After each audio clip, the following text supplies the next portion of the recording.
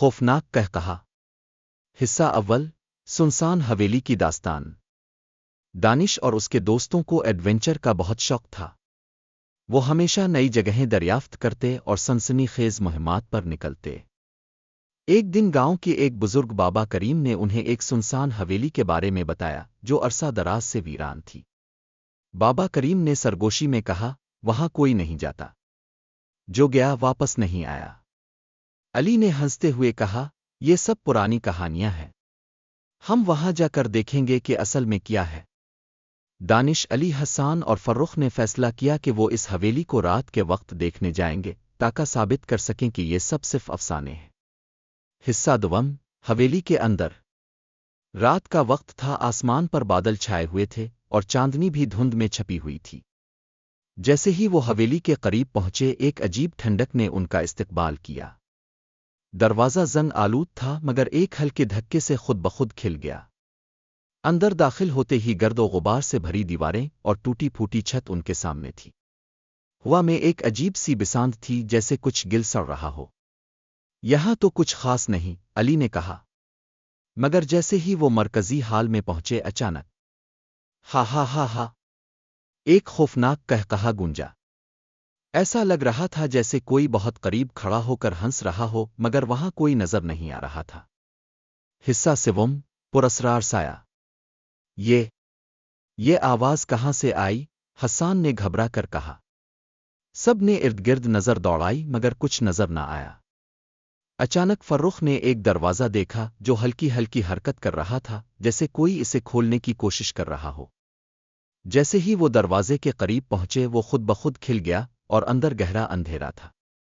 ہمیں اندر جانا چاہیے، دانش نے دھیرے سے کہا۔ ہم واپس چلتے ہیں، علی نے گھبرا کر کہا۔ مگر عین اسی لمحے ہا ہا ہا ہا وہی کہا ایک بار پھر گونجا اور اس بار وہ دروازے کے اندر سے آ رہا تھا۔ حصہ چہارم، ہنستا ہوا چہرہ۔ دانش نے ہمت کر کے ٹارچ جلائی اور اندر قدم رکھا۔ باقی دوست بھی اس کے پیچھے آ گئے۔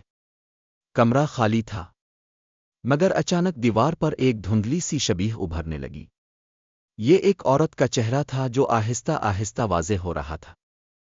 اس کی آنکھیں خالی، گہری اور خوفناک تھیں اور اس کے ہونٹوں پر ایک عجیب مسکراہٹ تھی۔ پھر اس کے ہونٹ ہلنے لگے اور ایک دم ہا ہا ہا ہا وہی خوفناک کہا دوبارہ گونجا، مگر اس بار وہ اتنا زوردار تھا کہ دیواریں کانپنے لگیں۔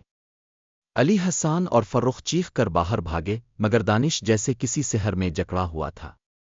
اچانک اس عورت کی آنکھیں سرخ ہو گئیں اور وہ دیوار سے باہر نکلنے لگی۔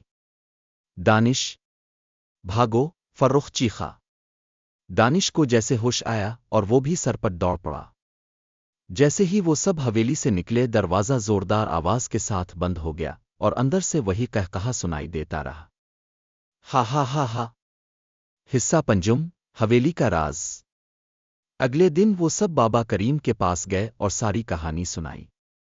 بابا کریم نے سنجیدگی سے سر ہلایا اور کہا، یہ کہا ایک عورت کی بدرو کا ہے جو اسی حویلی میں قتل ہوئی تھی۔